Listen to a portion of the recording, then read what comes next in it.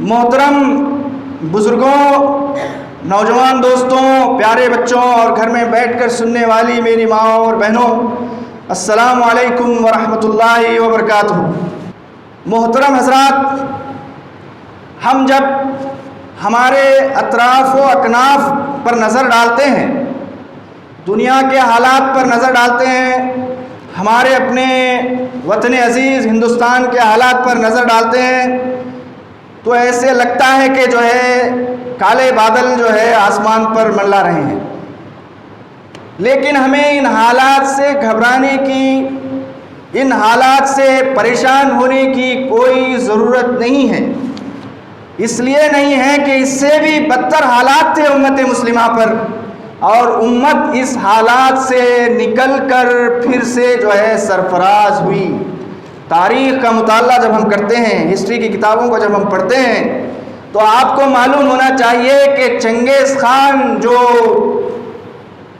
منگول سلطنت کا بادشاہ تھا، جب اس نے بغداد پر حملہ کیا تو کتابوں میں لکھا ہے کہ اس نے خون کی ندیاں بہا دی، خون کی ندیاں بہا دی، اور کتابوں میں یہ بات بھی لکھی ہے کہ جو ہمارے ٹخنے ہیں، جب لوگ چلتے ہیں تو ٹخنوں تک خون لگا ہوا رہتا ہے، انسانوں کا خون۔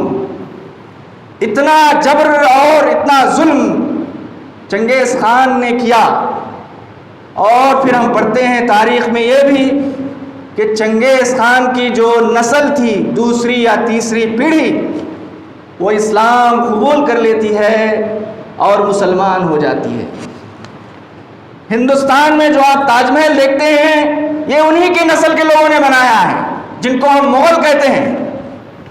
یہ اسلام کو قبول کرتے ہیں۔ بابر جو تھے، بابر اعظم ہم جس کو کہتے ہیں، وہ بھی منگول ہی تھے، انہی کی نسل سے آنے والے تھے، انہوں نے اسلام قبول کیا۔ اور پھر ہم دیکھتے ہیں کہ اللہ تعالیٰ نے ہندوستان میں کم و بیش 400 سال سے زائد ان کو حکومت کی باغ ڈور سنبھالی۔ اور پھر ہم یہ بھی دیکھتے ہیں کہ مسلمانوں کو اللہ تعالیٰ نے غلبہ دیا، تو انہی حالات سے نکل کر امت پھر سے غلبے کے راستے پر آئی۔ عزیزان گرامی، میں جو بات آپ کو بتانا چاہ رہا ہوں وہ یہ ہے کہ قرآن میں اللہ تعالیٰ فرماتا ہے لا تحزن ان اللہ معنا، کہ غم مت کرو، مایوس مت ہو جاؤ۔ کیوں مایوس مت ہو جاؤ؟ اس لیے کہ ہمارے ساتھ اللہ ہے۔ لا تحزن ان اللہ، بے شک اللہ، معنا، ہمارے ساتھ ہے، اللہ تعالی ہمارے ساتھ ہے۔ اب ہمیں اور آپ کو دیکھنا یہ ہے کہ کیا ہم واقعی اللہ کے ساتھ ہیں؟ کیا ہمارا تعلق اللہ سے اسی طرح کا ہے جس طرح سے اللہ والوں کا، صحابہ کا اور اللہ کے رسول صلی اللہ علیہ وسلم نے جو تعلیمات ہم کو دیے ہیں، کیا ہمارے معاملات اس طرح کے ہیں یا نہیں ہیں؟ اگر نہیں ہیں تو ہمارے معاملات کو بہتر بنانے کی ہمیں کوشش کرنی چاہیے، اس لیے کہ جو اللہ کا سہارا ہے وہ مضبوط سہارا ہے۔ آیت الکرسی میں ہم جب پڑھتے ہیں، آیت الکرسی کے بعد ایک آیت آتی ہے، اس میں اس آیت کا مطلب یہ ہے عروۃ الوثقی، یعنی جس نے اللہ کی رسی کو مضبوطی سے تھام لیا، اس نے مضبوط سہارا تھام لیا۔ جب کوئی بولی میں یا کنویں میں گر جاتا ہے، اس کو تیرنے نہیں آتا، تو اس کو تنکے کا بھی سہارا ہو جاتا، ویسے وقت میں اگر رسی ڈال دیے، موٹی سی رسی، تو اس کے لیے وہ مضبوط سہارا ہو جاتا۔ تو اللہ تعالیٰ قرآن میں فرماتے ہیں کہ جن کا ایمان اللہ پر ہوتا ہے، وہ مضبوط کو تھامے ہوئے ہوتے ہیں، ان کو ڈرنے کی، خوف کی کوئی ضرورت نہیں ہے۔ تو عزیزان گرامی، میں جن نکات کی طرف آپ تمام لوگوں کی اور میری بھی توجہ مبذول کرانے کی کوشش کر رہا ہوں کہ ایسے حالات میں ہم کو کیا کرنا چاہیے۔ ایک طرف ہر روز آپ جب اخبار کو پڑھتے ہیں تو دوسرے یا تیسرے صفحے پر ہمارا ذکر اس میں ضرور ہوتا ہے کہ وہاں ٹرین میں اس طرح سے ہو گیا، وہاں مسجد کے ساتھ یہ حالت ہو گئی، یا وہاں اجمیر شریف کے ساتھ یہ حالت ہو رہی ہے، وہاں مسلمانوں کو اس طرح سے پیٹا جا رہا ہے۔ یہ ہر دن کا یہ معمول ہے۔ ایسے حالات کو پڑھنے کے بعد ہمارے اندر فطری بات ہے، انسان ہیں ہم بھی، ہمارے جذبات مشتعل ہو جاتے ہیں، ہم تھوڑے وقت کے لیے بے چین ہو جاتے ہیں، لیکن اس بے چینی کے بعد ہم اور آپ کو جس بات کی طرف توجہ دینا ہے وہ یہ ہے کہ کیا ہمارا تعلق اللہ سے مضبوط ہے یا نہیں؟ کیا ہم 5 وقت کی نماز پابندی سے پڑھ رہے ہیں؟ جماعت کے ساتھ نماز کا اہتمام ہو رہا ہے؟ گھر میں بچوں کی کیا ہمارے بچے نماز کے پابند ہیں؟ کیا میری بیوی نماز پڑھ رہی ہے؟ کیا میرے والدین نماز پڑھ رہے ہیں؟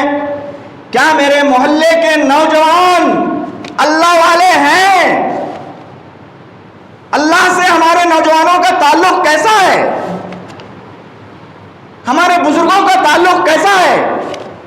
میرا تعلق کیسا ہے اللہ سے؟ اللہ کے رسول صلی اللہ علیہ وسلم کے تعلیمات پر میرا کتنا عمل ہو رہا ہے؟ میرے گھر والے کتنا عمل کر رہے ہیں؟ میرے محلے میں کس حد تک اللہ کے رسول کے تعلیمات پر عمل ہو رہا ہے؟ شادیاں ہو رہی ہیں تو کیا ہماری شادیاں یہ گواہی دے رہی ہیں کہ یہ مسلمانوں کی شادی ہے، یا پھر یہ گواہی دے رہی ہے کہ یہ پیسے والوں کی جو ہے شادی ہے جس میں پیسہ جو ہے اڑایا جا رہا ہے؟ حیدرآباد کے ایک فنکشن ہال کا ذکر میں سن رہا تھا کہ وہ فنکشن ہال کا کرایہ ہی جو ہے 6 لاکھ روپے 6 لاکھ روپے۔ آپ کو معلوم ہونا چاہیے کہ مسلمانوں کے حالات ہندوستان میں ٹھیک نہیں ہے تو وہ کمانے کے لیے باہر جاتے ہیں، بیرون جاتے ہیں۔ 5 لاکھ روپے کمانے کے لیے کتنی محنت کرتی پڑتی ہے، بعض مرتبہ 2 سال 3 سال کے بعد 5 لاکھ روپے جمع ہوتے ہیں، اور ولیمے میں شادی میں ایک ہی مار میں ساری دولت جو ہے اڑائی جا رہی ہے۔ اللہ کے رسول صلی اللہ علیہ وسلم نے فرمایا کہ شادی، مثالی شادی وہ ہے جس میں کم سے کم خرچہ ہو اور جس میں غریبوں کو بلایا جائے، غریبوں کو کھلایا جائے۔ حیدرآباد کی ایک بات سن رہا تھا میں کہ وہاں فنکشن ہال کے دروازے پر طاقتور نوجوان ٹھہرے ہوئے رہتے، وہ دیکھ لیتے پہلے کون آ رہا، یہ ہمارا آدمی ہے، تو کہتے ہیں کہ بعض شادیوں میں تو شیروانی پہن کے جانا ہے آپ کو، شیروانی پروٹوکال ہے وہاں پر، شیروانی پہن کے نہیں آئے تو آپ کو اندر ہی جانے نہیں دیتے فنکشن ہال میں۔ غریبوں کو تو باہر سے باہر ہی جو لوٹا دیا جاتا ہے۔ یہ ہماری صورتحال ہے، اور ہم ہر طرف چلاتے رہتے ہیں کہ ہمارے ساتھ یہ ہو رہا ہے، ہمارے ساتھ وہ ہو رہا ہے۔ ہم اللہ اور اس کے رسول کے تعلیمات کے مطابق کہاں تک زندگی گزار رہے ہیں؟ اور یہ اللہ کا وعدہ انہی لوگوں کے ساتھ ہے جو اللہ کے بتائے ہوئے راستے کے مطابق چلتے ہیں۔ آج غزہ میں کیا ہو رہا ہے دیکھیے، ایک بچہ شہید ہے، وہ کہتا الحمدللہ، ایک ہاتھ چلے گیا اس کا، کہتا الحمدللہ، اللہ تیرا شکر ہے۔ اور ایک ماں کہتی ہے کہ میرے 4 بچے شہید ہوئے اللہ کی راہ میں، الحمدللہ۔ ہمارے پیر میں کانٹا چبھے تو یا اللہ بولتی، میرے کو کچھ بھی کانٹا ہے، دوسروں کو تو چبھنا تھا نا۔ ذرا بھی تکلیف ہم لوگ برداشت نہیں کرتے۔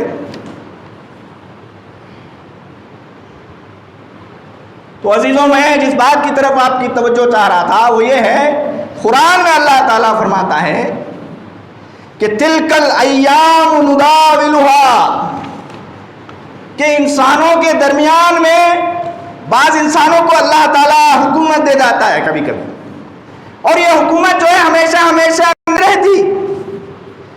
خود اسلامی تاریخ کو جب ہم پڑھتے ہیں، اللہ کے رسول صلی اللہ علیہ وسلم کے بعد 4 خلفائے راشدین کے بعد عباسی آئے، پھر اموی آئے، پھر ترک آئے اور چلے گئے، ہندوستان میں مغل آئے اور چلے گئے۔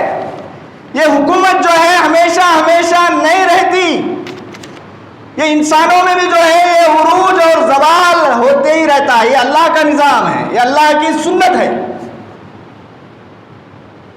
ان حالات کو دیکھ کر ایک مومن گھبراتا نہیں ہے، بلکہ مومن کے بارے میں تو یہ کہا گیا ہے کہ مومن کی جو نگاہ ہوتی ہے وہ بصیرت والی نگاہ ہوتی ہے، یعنی وہ حالات کو دیکھ کر سیکھتا ہے اور اللہ کے قریب ہو جاتا ہے۔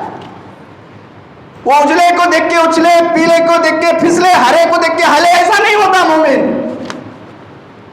مومن کی جو بصارت ہوتی ہے، جو بصیرت ہوتی ہے، جو اس کی آنکھ ہوتی ہے، وہ دور کی چیزوں کو دیکھتا ہے۔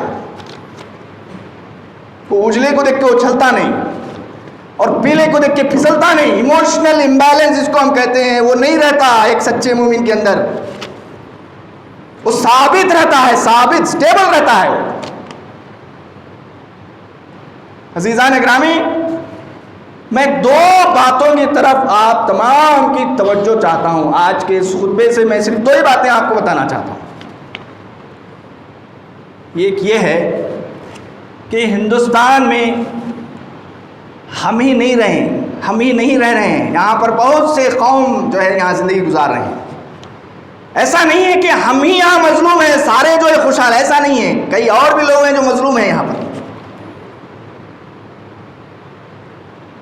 اب ہم کو کرنا کیا چاہیے؟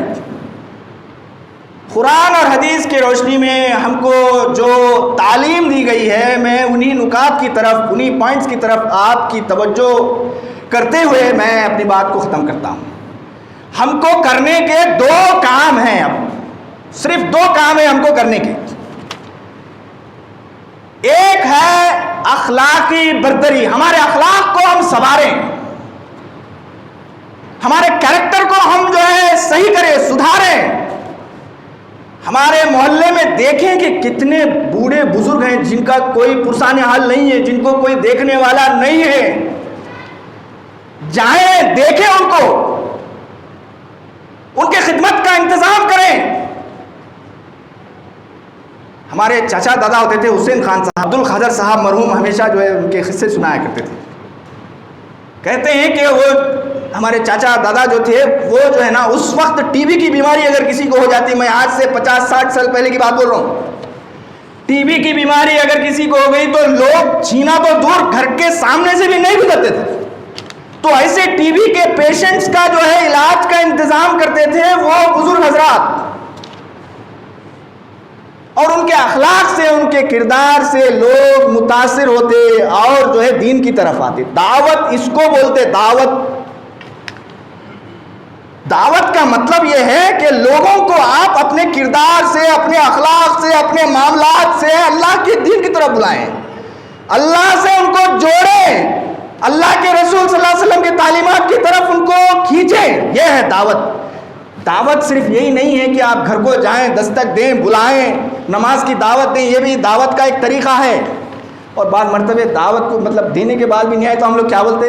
کتنا بولے تو بھی نہیں آتے بھائی، نو بیکار بولنا، بیکار ہے۔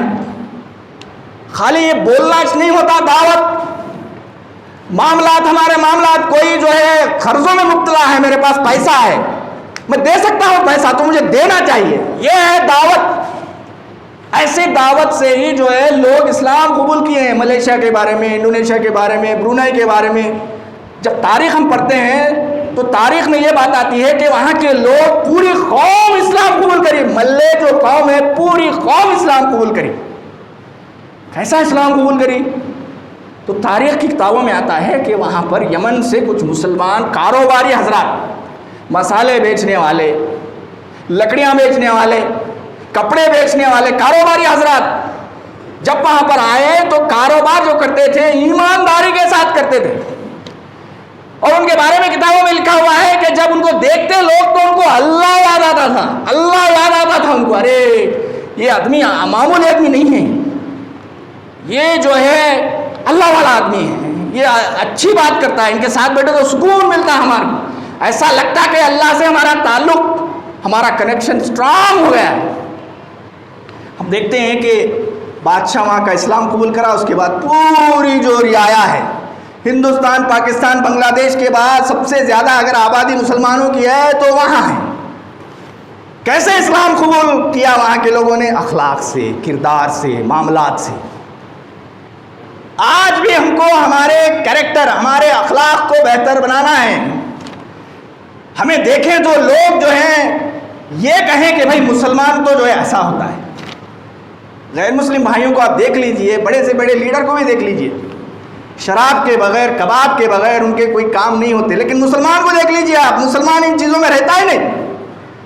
ایک دفعہ ایئرپورٹ کے پاس جو ہے چیکنگ ہو رہی تھی کہ کوئی چلانے والے شراب پی کر تو نہیں چلا رہے، تو وہاں پر ایک داڑھی والے ڈرائیور صاحب آئے. پولیس والا بولا کہ میں تیرے کو چیک ہی نہیں کرتا، تو چلے جا. پھر وہ پوچھا کہ کیوں نہیں چیک کرے؟ ارے مسلمان آج شراب پیتے کیا؟ مسلمان شراب یہ تصور ہی نہیں کر سکتا میں، ایک داڑھی والا ٹوپی والا شراب پی سکتا، میں تصور ہی نہیں کر سکتا. تو ہمارے اخلاق سے، ہمارے کردار سے ہم اس بات کی دعوت دیں کہ اسلام ہے، یہ دین ہے، دین رحمت ہے. ایک ہمارے اخلاق کو ہمیں بہتر بنانا ہے، ہمارے بچوں کی تعلیم کی طرف توجہ دینا ہے، ان کے ایجوکیشن کی طرف توجہ دینا ہے، ان کو اچھے سے اچھی تعلیم دینا ہے. کوالٹی ایجوکیشن ہم جس کو کہتے ہیں. ہمارے بچے انجینئرنگ بھی کر رہے ہیں مگر انجینئرنگ کی جو صفت ہے ان کے اندر نہیں ہے. جاب ملتی، کچھ کام کر سکتے. بعض مرتبہ تو ایسی شکایتیں آتی کہ ایک بچہ میکینیکل انجینئر ہے، آٹو نگر گیا تو اسے گاڑی کھولنے بھی نہیں آ رہا، میکینک کھول سک رہا. میکینیکل انجینئر اس کو کہتے ہیں کہ گاڑی کے ایک ایک پرزے سے اس کو واقفیت ہونا چاہیے. ہمارے بچے انجینئرنگ کر رہے ہیں لیکن ان کو انجینئرنگ کی جو کوالٹی ہے وہ ان کے اندر ہے ہی نہیں. کالج کب جا رہے ہیں، کیا پڑھ رہے ہیں، کیا کر رہے ہیں، کچھ بھی نہیں معلوم. اب ایسے بچوں کو جو جاب لینے والے بڑے بڑے لوگ ہیں وہ دیکھ یعنی پرکھ کے لیتے نا، ایسے لیتے، کھوٹے سکے کو تھوڑی لیتے. تو ہمارے بچوں کی بہتر سے بہتر تعلیم کی طرف ہم توجہ دیں. دنیا میں کیا ہو رہا ہے، یہ دنیا جو ہے دھوکے کی ٹٹی ہے، قرآن میں کہا گیا ہے. یہ دنیا ایسے، اس میں دنیا میں اچھائی برائی کے درمیان کشمکش چلتے ہی رہتی. ایسا نہیں ہوتا کہ اس میں ہمیشہ اچھائی آ جائے، ایسا نہیں ہوتا. یہ دنیا کی فطرت ہے، اس کے اندر اچھائی اور برائی، ظلم، زیادتی، یہ سب چلتے رہے. یہ کارخانہ دنیا کا ایسے چلتے رہتا. جسے اللہ تعالیٰ نے قرآن میں فرمایا تلک الایام نداولها، یہ جو چینج ہے، یہ جو تبدیلی ہے، یہ ہوتے ہی رہتے ہیں دنیا کے اندر. ہمیں اور آپ کو کیا کرنا ہے؟ ہمیں اور آپ کو ہمارے گھروں پر توجہ دینا ہے، ہمارے بچوں پر توجہ دینا ہے، ہمارے بچوں کے اخلاق پر توجہ دینا ہے، ہمارے بچوں کو اچھے اخلاق دینا ہے. ہمارے بچوں کو ہم اکثر دیکھ رہے ہیں کہ ہمارے بچے فونوں میں ایسے مصروف ہیں، ایسے لگتا ہے کہ کوئی بڑا کاروبار کر رہے ہیں فون میں. ہمارے بڑے لوگ واٹس ایپ یونیورسٹی میں لگے ہوئے ہیں، ہمارے نوجوان جو ہے وہ گیموں کی یونیورسٹی میں لگے ہوئے ہیں. بچے کہاں جا رہے ہیں، بڑے کہاں جا رہے ہیں؟ کہیں نیوز آ گیا تو بڑے لوگ ایسا فارورڈ کرتے بعض لوگ کہ ان کو خزانہ لگ گیا قارون کا اور وہ بھیج رہے ہیں سب طرف. اس میں رہتا کچھ بھی نہیں، وہاں انہوں مارے انہوں مارے. وہ پڑھنے کے بعد انسان اور مایوس ہو جاتا.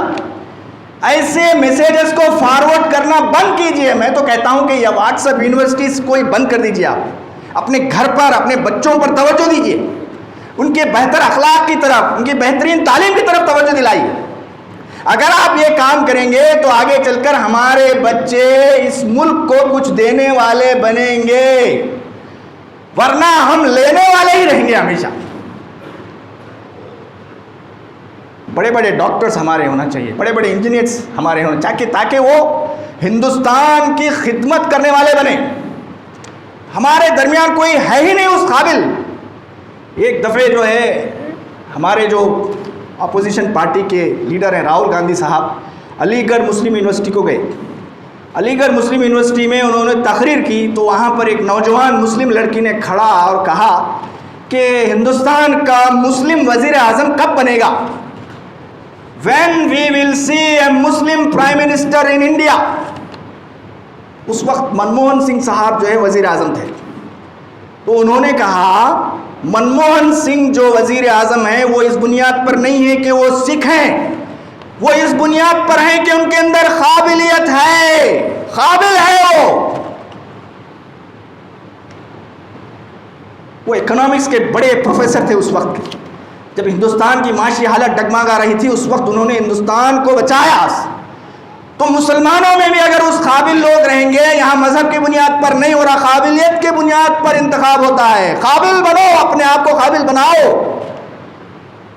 ہمارے بچوں کو ہمیں قابل بنانا ہے تاکہ وہ مسلمانوں کی خدمت نہیں بلکہ پورے ہندوستانیوں کی خدمت کرنے والے بنیں.